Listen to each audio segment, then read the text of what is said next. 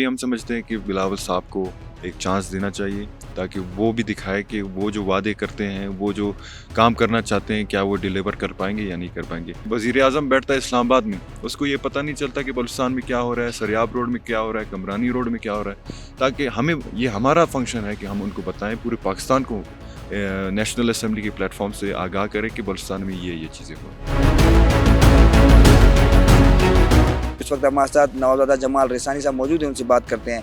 सबसे पहले सर यही कम उम्र तरीन रुकन कौमी असम्बली और कम उम्र तरीन सियासतदान, क्या समझते हैं NA 264 पर मुकाबला भी बड़ा टफ था, सबसे पहले तो इस पर बताएं। बिस्मिल्लाहिर्रहमानिर्रहीम। बिल्कुल, जब आप यंग होते हैं और बलूचिस्तान जैसे सूबे में अगर आप सियासी फील्ड में कदम रखते हैं तो बहुत सारे मुश्किलात का सामना होता है आपको।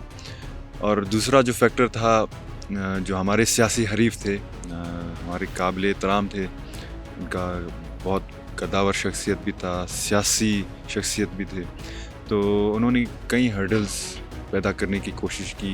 मेरे ख़िलाफ़ वो कोर्ट गए थे, मेरे ख़िलाफ़ प्रोपेगेंडा भी किया गया था। उम्मीद तो करता हूँ कि अल्लाह ने ये जो मौका दिया है अपने लोगों के लिए एक कुछ कम अज़ कम एक आवाज़ बन सकूँ, और अपने जो मेरे बुज़ुर्ग हैं, जो मेरे सियासी हरीफ हैं, उनसे भी ये एक्सपेक्ट करता हूँ कि मेरी रहनुमाई करे बजाय वो तनकीद के। मियाँ शहबाज शरीफ जो है वो कहते हैं कि नौजवानों के लिए लैपटॉप्स की मुख्तलिफ चीज़ें जो हैं वो लाऊंगा। आप नौजवान हैं, क्या समझते हैं कि नौजवानों के लिए क्या करके लाएंगे? अगर हम ये कहें कि नौजवानों को सिर्फ लैपटॉप्स की ज़रूरत है, ये भी गलत होगा।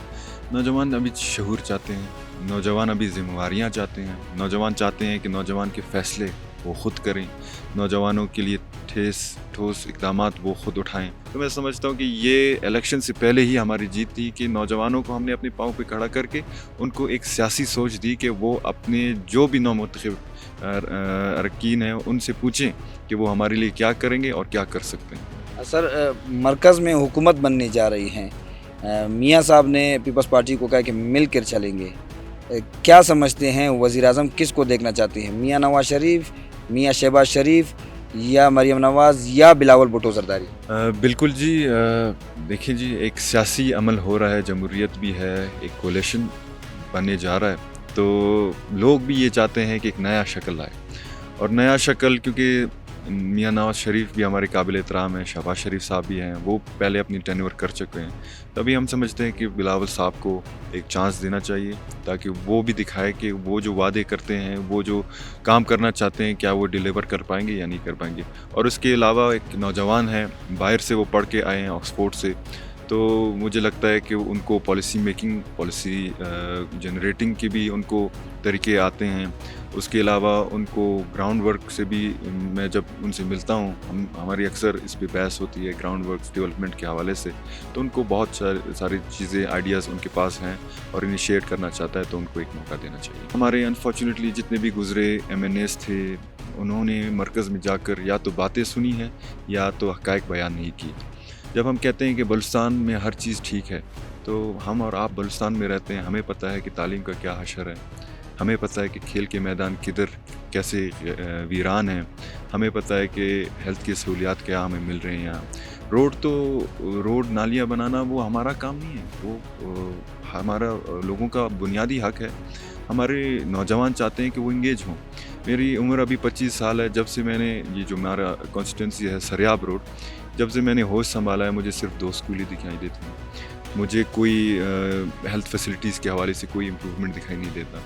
और इसके अलावा जब आप देखेंगे सिक्योरिटी और लॉ इन्फोर्समेंट के सिचुएशंस, उसमें सबसे पहले तो मैं मिसिंग पर्सनस का भी इशू उठाऊंगा, क्योंकि जो लोग मेरे ऊपर तनकीद करते हैं कि मिसिंग पर्सनस की इशू को आप इग्नोर कर रहे हैं, तो मैंने भी उठाया है। बहुत जगह मैंने ये ग्रीवेंसेस भी शेयर किए हैं कि मिसिंग पर्सनस की जो जेन्युइन मिसिंग पर्सनस हैं उनके इशू भी एड्रेस होने चाहिए। उसके अलावा जो टेररिज्म हो रहे हैं, विक्टिम्स ऑफ टेररिज्म, शहदा की फैमिली है, उनको भी एड्रेस करनी चाहिए कि अगर किसी का ब्रेड विनर, जो घर का कमाने वाला, वो शहीद हो जाता है, तो उनके बच्चों को हम किस तरह हैंडल कर पाएंगे। अगर किसी का वालिद शहीद होता है जो कि कमाता है, तो कल के दिन उसका बेटा जो होश संभालेगा, اگر ہم اس کو وہ سہولیات فراہم نہیں کریں گے یا تو وہ منشیات کی طرف جائے گا یا تو بندوق پکڑ کے پہاڑوں پہ چڑھ جائے گا.